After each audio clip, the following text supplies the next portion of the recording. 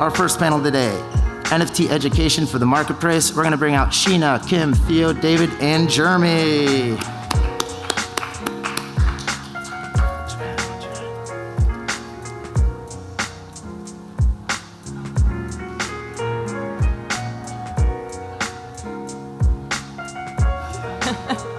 I mean, I guess we could probably switch it up a little bit here. Oh yeah, here, let me scoot over one more. A little better. Come on over. Come on over. All right, good morning, NFT.NYC. Welcome. So basically today we'll be talking about NFT education for the mainstream. I'm Kimber Merkel. I started NFT 101, basically providing education to onboard new people into the space. I also do 200 and 300 level content as well within a couple of project discords, and I'm putting together a lot of courses coming up. So go ahead and I'll let you go next. Hi guys, my name is Theo, whatever is fine for you. I'm the co-founder of NFTevening.com. It's currently the largest NFT news website. We are reaching around 1 million users per month. And we are a fully remote company, 30 people are working on it. We have 15 journalists. They travel the world. We are working in all different time zones, which allow us to cover basically 24 hours of news. And yeah, obviously the goal for us is to demystify a topic which is complex and to make it accessible and entertaining. So yeah. Good morning, I'm David Allan. I'm a professor from Philadelphia, St. Joe's University.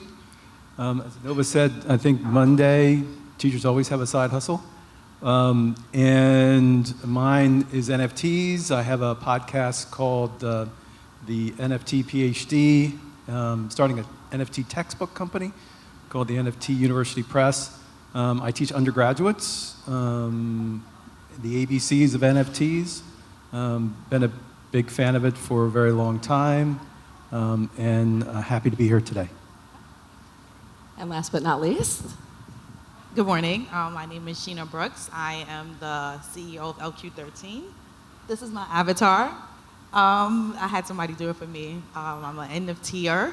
I started basically, I don't even know how I got here really. I'm just literally straight off the street. No, but seriously, I just fell in love with it one day. One of my friends came by and just told me about it, and I fell in love with it. And now I'm here, and I do classes, NFT classes also.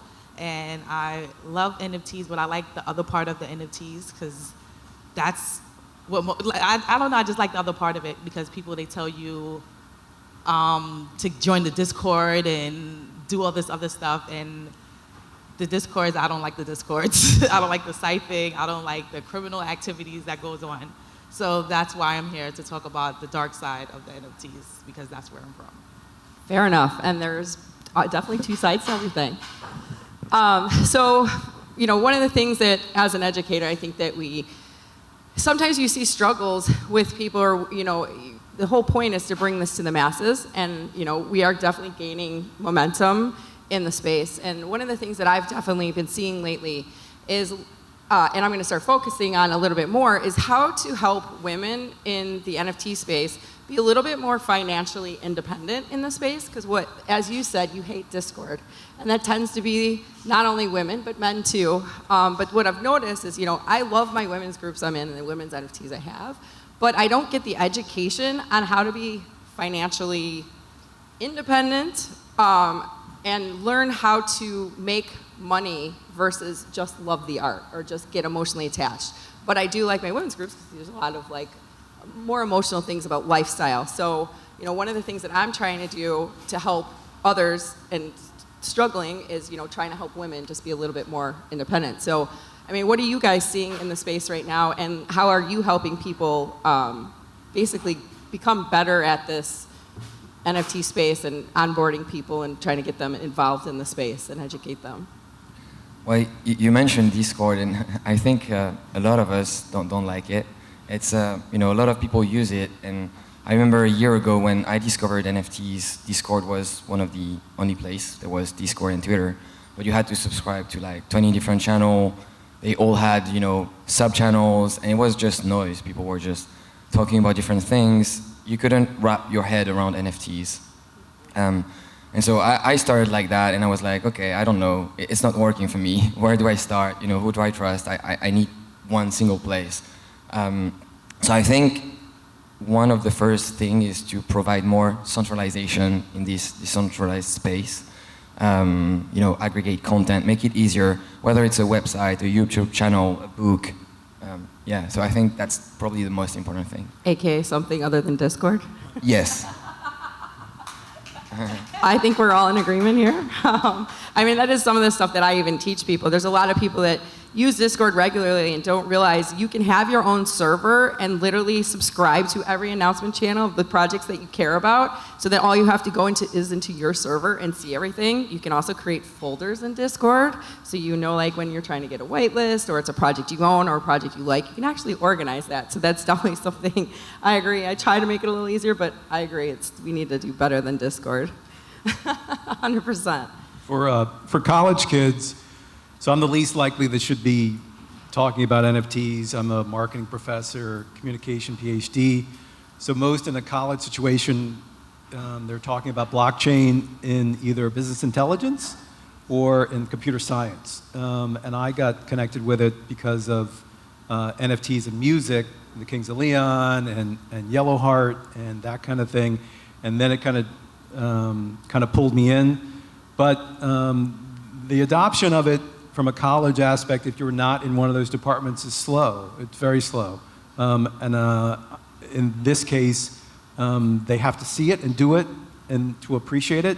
And that's what I'm trying to do with undergraduates, at least, of trying to get them excited. And once they see it and they can mint and do a chapter or a textbook or that kind of stuff, and then they see they can do some of their own things, it's golden. And that's why I teach, and it's corny, but that's what I try to do. I feel like we all had our own proud moment the first time you mint an NFT and it successfully shows up in your wallet after you watch MetaMask spin around and you're hoping it goes through. So I think all of us know that feeling of success. And I know you're working with fashion industry a lot as well. So what are you seeing with onboarding people, especially since you kind of have more of an overlap with education, fashion, avatar, et cetera, I use it to my advantage because I like people and I like colors and I like what's going on, which is current events. So I just put it all together and it works out. A lot of people, they don't know what NFT are. They hear it and it's a non-fungible token. That's all you hear. Nobody really goes into depth and tell you it's an asset. You can do this. You can take a loan.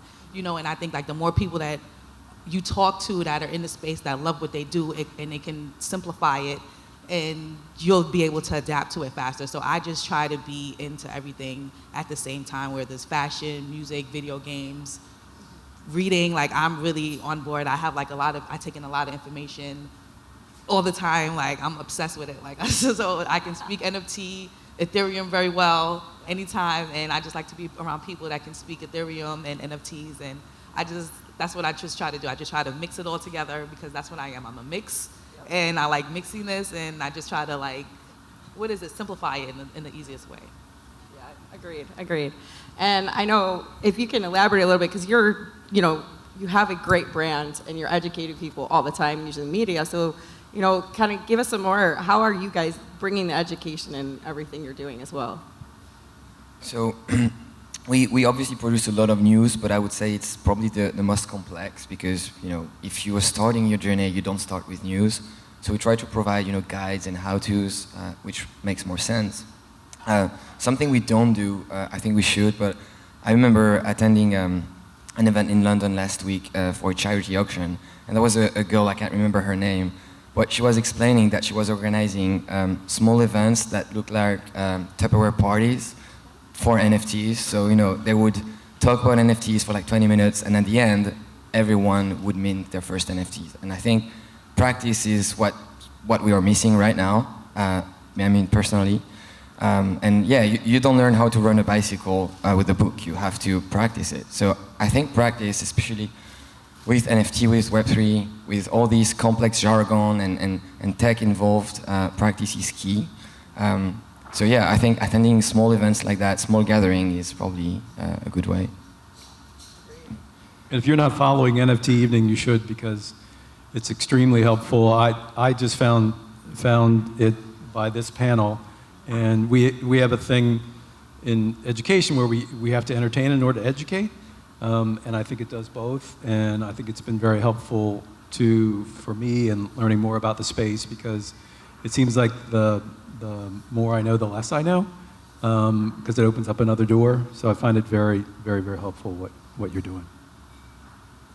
Yeah, agreed. And I know, you're doing a lot with formal education, which is awesome that we're finally getting, blockchain classes, but you're actually doing NFT classes as well versus not always straight up blockchain. And I know you have a podcast too. Can you tell us a little more about what you're doing with your podcast and how you're bringing all this information to your audience that you have? Yeah, so the idea is that I'm going to make everyone a PhD. Not that I am a PhD, but I'm not the authority on these things. So I'm trying to bring lots of people into the space in little sound bites and that kind of stuff. From a education standpoint, know that, and it's being done now, transcripts, diplomas, certificates, all that's going to be on the blockchain that's not on there already. That you're not going to, those of you that are getting advanced degrees and all that kind of stuff, when you're looking for proof that you graduated from a school or did a particular thing, it's going to be an NFT. It's going to be a blockchain situation. Academia moves at a snail's pace. And some schools that are leading the way, not including mine, Pepperdine and MIT, not surprisingly, in the space where this is all this is going to be on the blockchain. And I'm working with some guys out of Baltimore, educoinapp.com, and they're doing a lot of great stuff with, you take a course, and you get an NFT, and that's the proof that you completed the course. And that's the way higher ed will work. Will it work mass adoption in my lifetime? I hope so. But I'm just doing my little piece of it, and the PhD tries to bring people in that are in the space that can talk about this and make people more comfortable about it. Yeah, and I mean, I think that's our responsibility as educators, and any of you that are a collector as well. So if you're a collector, you've done it once, and I think it's our job to try to help people and make this as seamless as possible. Because I do believe that at some point we may be ending up in a place where, your concert tickets are going to be an NFT, but the mainstream isn't going to realize they had to go mint an NFT, sell it, but the resource will be there. So you're buying a Super Bowl ticket aftermarket, and the Super Bowl's obviously happy. They're getting a percentage now. But you can actually verify the authenticity of that ticket, because if you're dropping that much money on a ticket or a concert ticket, I clearly want to know that it's not a fake ticket and I'm not getting scammed. So the nice thing, this technology that we have coming, it's going to be awesome. And I think, like I said, our job as educators is to make it a seamless transition for as many people as possible. And that's not always the easiest thing to do. I mean, people struggle with, learning this, and it's ever changing. Which is nice because we can continuously ever change as it is changing as we go. So. You know that professors, you can cry for us. So we read a textbook, and we sell it once new, and we make about 5 to 10% on that first sell of a textbook. It costs $200 or $300 for the student. It's unbearable. And then they sell it back to the bookstore, and the next time it's sold used, the professor makes nothing. So it's why professors keep updating textbooks every 2 years and making them more and more expensive, which is not a good model for the professor or the student. And so from a parent standpoint, and I put 3 kids through college, it's an unbearable system of publishing. And so that's what I'm trying to fix with the NFT University Press, if I can make it easy enough, less expensive enough, whether they can do crypto and credit card, because parents I don't think are ready to pay ETH for my textbook. But we'll see. But that is the goal, is to try to make it, because textbooks I use textbooks that are $200 or $300, and they're backbreaking for students and for the model. And they're not my textbook, so it's even worse. Yeah, and as an educator, to actually get make it easier. It's just like your musicians as well, where they actually get the money direct to themselves. That's a huge deal. I used to teach high school math back in the day, so very familiar with the lack of payment that That's we real receive. teaching. High school's real teaching. I teach college. I know you're doing the fun stuff. Where so, but yeah, no. And I know you're doing education. What form? So what I tend to do for my education, which is unique, I hate when you go on a Twitter post and you're trying to find something out, or some security breach happens, and as we all know, we all run to Twitter. So the way that I put my education out is I'm a very visual learner, and from being a teacher, people learn by either seeing, doing, or hearing are the main three. So I do infographics. Not everyone learns by reading in a Twitter space, like reading, line by line and doing a Twitter thread. So I do infographics where I even have projects hire me where they have an 8-page Word document, and they're like, "Can you make this easier for everyone to understand?" And I say, "Sure," and they get one page out that's graphics and beautiful. So that's kind of how I'm doing my education, which is my strength of being a visual learner. So I know you said you're helping out and you're doing courses. What is the way that you're finding is working for people to learn more about NFTs and what you're doing every day? Sorry. I've been doing it on the Google Meets and the Zoom and stuff like that. So that way it works. And I also have a partner. He's here, Aaron. He was here. He spoke yesterday, Articulate. So he helps me with a lot of stuff. So even when I go out on Wi-Fi, like he's able to pick up. So they hear it in a different tone, and he's able to like simplify it on a more like extreme level. So having backup helps, and basically just being one-on-one. And I also have something on Instagram where it's just like NFTs, and I get everything like from NFT evenings to NFT news. I see everything, and I just send it to them, and whoever wants to see it, they receive it, and who doesn't want to receive it, they don't receive it. But like you said, the information change so fast that you have like it just consistent. Like so, I just put it in their face, and whoever wants to read it reads it, and who doesn't want to read it don't read it. But then you also have to be aware of that a lot of people aren't really social, so they're going to read it and they're not going to comment. But when they see me in real life, they'll talk to me about it. And I'm like, you didn't say anything in the room about it. So everybody gravitates towards education different. So I just try to deal with everybody how they take the information. Everybody's different. I don't try to put your situation on him. Like I try to figure out what is it that you like. How can I make this easier in your language? I want to talk to you in your language. You like shoes? Okay, that's where we're going to go with the NFTs. Just read this and talk to me in a day or two. Yeah, I mean, that really is the best way. And, to take the time and be patient with people is probably one of the most important things as an educator to do in this space, because there is a lot of information. I mean, I'm going to age myself here, but I remember when we used to put our credit card online for the first time, and that was a new thing where you had to put it on and people were getting hacked left and right. So, we had to take the time, and we learned how to use the internet. We learned how to use email. So I have faith that the mass can learn how to do NFTs and, be safe with their crypto and be safe with their wallets as well. So, and I mean, it's great that we have NFT Evening as a resource, and it's even better that we're finally having classes for those that decide to do the traditional education route. Because as we know in the NFT space, it tends to be a little bit non-traditional in the way that we do things here. So, I mean, you guys both do a little bit more traditional ways, and I think that's awesome. What other things are you guys seeing in the space, or what's working as your more traditional way of education, and how are you bringing it to the mainstream, aka what's working and what's not working, or what could we improve maybe? It's a complicated question. We rely on the data, so obviously to bring more people within the space. And again, I'm gonna cite someone that I can't remember his name. I listened to this guy on a Bankless podcast. It was 6 months ago. He said, and I remember the sentence. He said, NFTs is a Trojan horse for crypto. So people come from very different landscapes, but ultimately, no matter what you like, if you like fashion, gaming, art, well, you'll want to use NFTs for ticketing for concert or whatever, you'll need to use crypto.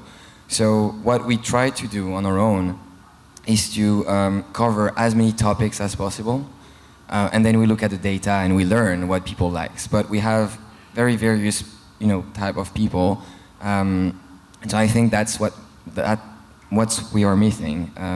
Like for example, we haven't talked much about traditional art, but I know, a lot of people are into that, and just by talking about these, we would capture a bigger audience, but it just doesn't come naturally to us. I think too about that, the NFT community is crazy helpful. Like if you think about all the disruptors that have happened over the decades, the things that have been adopted fast are by people that were trying to say, come here, let me show you how to do this, right? And that doesn't always happen. Some people get a good idea and they want to keep the idea secret, and you don't get a lot of people in the space, but you can see from this conference and other things like this that everyone wants to share. And because of that, the adoption will happen a lot faster, I think. And that's why it's become so popular. And it had all the aspects of something that's going to be popular.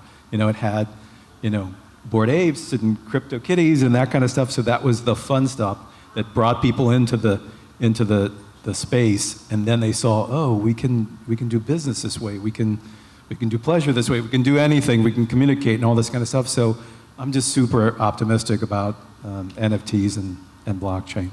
Yeah, same. I was recently in Austin speaking at a conference, and our panel was "Utility is BS," which is obviously not completely true.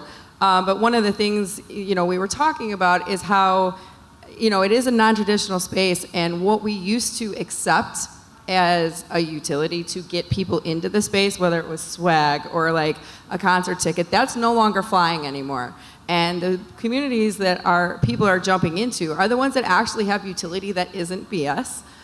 So what we talked about is once you can get a project or bring something that helps every single person in the community, whether it's if you have a tiered system and it's the person that didn't have a lot of money benefits as much as the whale who has 20 NFTs in that project. And once we can get there, I think we're also able to mass bring people on. And the good thing I've noticed is those communities that do tend to have utility that does help their whole community is actually doing a pretty decent job in education as well. So if you're ever, my little tidbit of education, if you're ever looking for a DYOR, look for a community that's really out there that is truly helping the little guy as much as it's helping, your whale in the industry. And it seems to be working out very well. So I know we only have a couple minutes left, but I do want to give us an opportunity to, if you guys want to follow us on social media or are interested in any of the content that we're putting out, now's a chance. And if you want to go ahead and start, so I don't know, for some reason my socials are not on the website, so I'm going to give you mine, but if you want to go ahead and start, and how can people find the content that you're putting out? What's the best way to get education from you? Where is everything living? I'm mostly on Instagram. I have a Twitter, and Snap. I'm mostly on Instagram and Snapchat in real life. And what's the handle so they can follow you? All right, it's the company, the LQXIII. That's on Instagram. That's me. Whatever it is, I'm gonna make it very simple. Like that's what it is. So I think, but on Instagram, it's that, and then it's like a .NFT. But once you put in the LQXIII, that's me. That's who you'll see. And yeah, you just DM me or whatever. I'm real life. I see everything on my phone. I have 2 phones. I see everything in real life. I'm very proactive. Fair enough. I'm with you, girl. Yeah, so email LQScents, LQSCENTS @gmail.com if you want to be more direct. And basically, I'm here. Anything LQXIII in real life, that's me. You can find me. I'm awesome. There. And mine's kind of easy. It's NFT_101_. I'm on Twitter and Instagram. It is a blue icon with white rating. It says NFT 101 right on it. That's me. Feel free, give me a follow. And if you ever have any questions, definitely reach out. So NFTevening.com, the website, and the Twitter is at NFTevening in one word.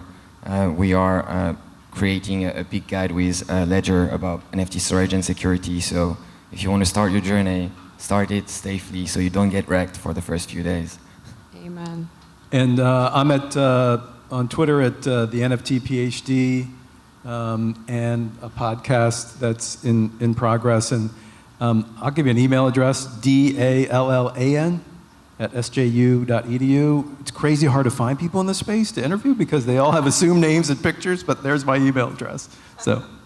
Awesome. Well, thanks, and it's been a pleasure. And I hope you guys learned something, or at least now have a resource to find more information going forward in the space.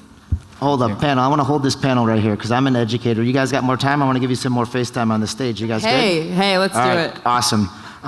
Because I was helping onboard people, and one of the aspects when I first started at Vayner NFT, before it was even Vayner NFT, was educating others.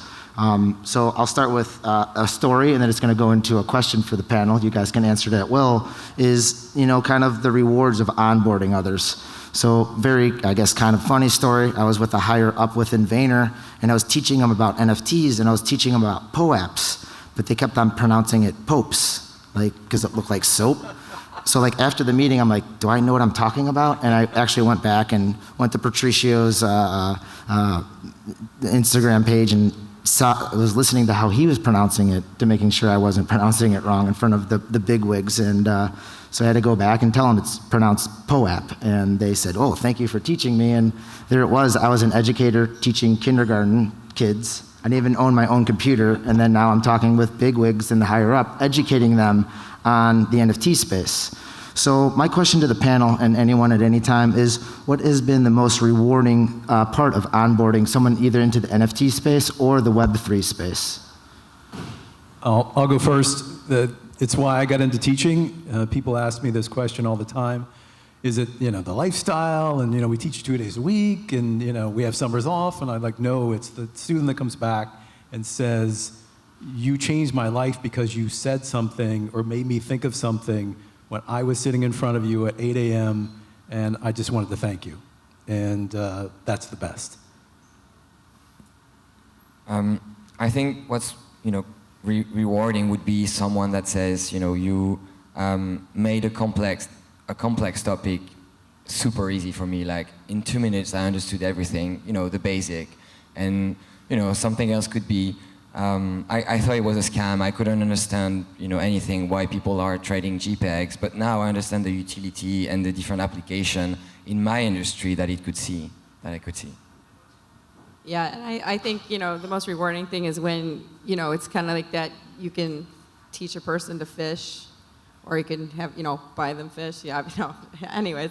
So I think the most rewarding thing is to watch somebody that I have taught get that twinkle in their eye, and then you catch up with them later and you see the great things they've done, and they may even be doing their own project now, and that it started with you explaining what a POAP is. So I mean, that's the most rewarding thing for me, is to when you see them excelling on their own and how far they got just because you introduced them to it is great. The most rewarding part to me would definitely be the fact that I'm changing someone's life and I'm changing with them, because I'm able to adapt and go somewhere else. So they were able to come with me, and we were able to go there together, and we went to a whole different world, but we didn't leave the room. So that part of just being in 2 different places at one time, and, you see the before and after, that's what I'm about, and that's what I like, that's rewarding. Change is important, and David was talking to about change just with, I don't know, what we've grown up into our past. You explained math books. Well, in my mind, and I have a good story about it, how have math books actually changed? I mean, the numbers and arithmetic have been the same for years and years and years. However, it seems like the people producing these books maybe have an underlying thing of making money. And back in the day, to age myself, I had the TI-82 for my calculator. Now kids just say, what's whatever plus whatever. So that just all works into it.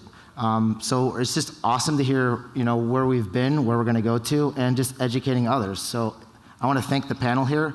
So we can give a round of applause to the wonderful panel here, and we're going to bring up our next speaker. So thank you, ladies and gentlemen. Thanks, everyone. Thanks. Thank you for coming.